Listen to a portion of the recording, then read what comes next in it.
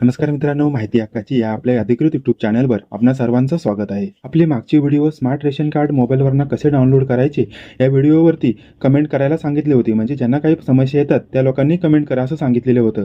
तर त्यामधील आपल्या 2 प्रेक्षकांनी आपल्याला अत्यंत महत्त्वाच्या समस्या विचारलेल्या आहेत. त्यामधली पहिली कमेंट आहे सलमान भाईंची, म्हणजे सलमान या अकाउंटवरनं विचारलेली आहे.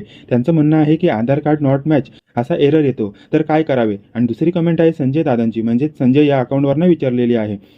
ते म्हणतात की रेशन कार्ड ऑनलाईन नसेल तर काय करावे. जर तुम्हाला स्मार्ट रेशन कार्ड डाउनलोड करताना की असा आधार नॉट मॅच किंवा रेकॉर्ड नॉट फाउंड अशी जर अडचण येत असेल तर त्यावर नेमका काय उपाय करावा हे आज आपण या व्हिडिओमध्ये अगदी सोप्या भाषेमध्ये पाहणार आहोत. व्हिडिओ महत्त्वपूर्ण असणार आहे, त्यासाठी व्हिडिओ शेवटपर्यंत स्किप न करता पहा. आणि तुम्ही जर आपल्या चॅनलवरती पहिल्यांदा आला असाल तर कृपया करा चॅनलला सबस्क्राईब करा. त्याच्यामुळे अशाच प्रकारच्या नवनवीन माहितीचे अपडेट आपल्यापर्यंत वेळेत पोहोचायला मदत होईल. चला तर मग व्हिडिओला सुरुवात करूया.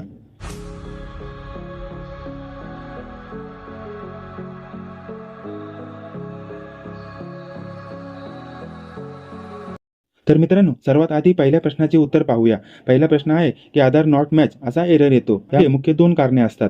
तुम्ही टाकलेला आधार नंबर तुमच्या रेशन कार्डशी लिंक म्हणजे आधार सीडिंग नसणे किंवा नावाच्या स्पेलिंगमध्ये फरक असेल. आणि याचे दुसरं कारण म्हणजे तुम्ही कुटुंब प्रमुखाऐवजी अशा सदस्याचा आधार क्रमांक टाकलेला असेल त्याचे नाव रेशन कार्डमध्ये ऑनलाईन जोडलेले नसेल. मग याच्यावर उपाय काय, तर ह्याच्यावरती 2-3 उपाय आहेत. त्यामधला पहिला उपाय म्हणजे कुटुंबातील इतर कोणत्याही सदस्याचा म्हणजे आई वडील किंवा पत्नी भाऊ बहीण यांचा आधार नंबर टाकून लॉग इन करायचा प्रयत्न करा.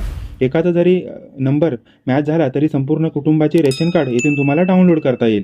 दुसरा उपाय आहे की मेरा रेशन ॲपमध्ये आधार सीडिंग हा पर्याय निवडा आणि कोणाचे आधार कार्ड लिंक आहे ते तपासा आणि त्याचा आधार नंबर टाकून तुम्ही तुमचे हे रेशन कार्ड डाउनलोड करू शकता. आणि तिसरा उपाय, जर कोणाचाही आधार नंबर लिंक नसेल तर तुमच्या जवळच्या रास्तभाव धान्य दुकानदाराकडे म्हणजे जिथून तुम्ही राशन खरेदी करता त्या दुकानामध्ये जाऊन तुमची KYC किंवा आधार कार्ड सीडिंग करून घ्या. त्याच्यामुळे तुमची ही समस्या दूर होऊन जाईल.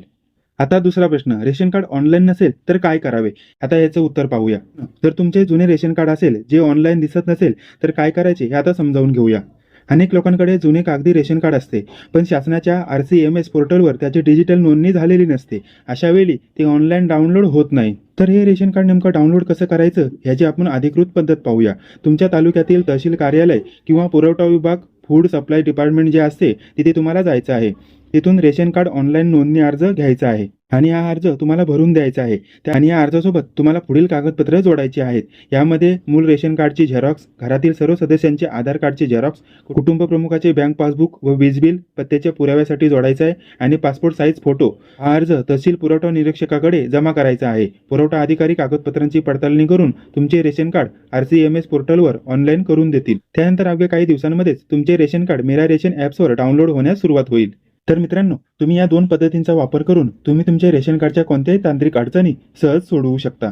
तुम्हाला या व्यतिरिक्त काही अडचण येत असल्यास खाली कमेंट बॉक्समध्ये नक्की सांगा. आम्ही तुमच्याही प्रश्नावर अशाच प्रकारे समाधान देण्याचा व्हिडिओ नक्की बनवू. ही माहिती तुम्हाला जर आवडली असेल तर एक लाईक नक्की करा आणि ही महत्त्वाची माहिती आपल्या इतर नातेवाईक आणि मित्रांना नक्की शेअर करा. त्याचबरोबर अशाच प्रकारच्या नवनवीन माहितीचे अपडेट वेळेत मिळवण्यासाठी आताच आपल्या माहिती हक्काची या यूट्यूब चॅनलला सबस्क्राईब करा. पुन्हा भेटूया पुढील व्हिडिओमध्ये. तोपर्यंत धन्यवाद. जय हिंद, जय महाराष्ट्र.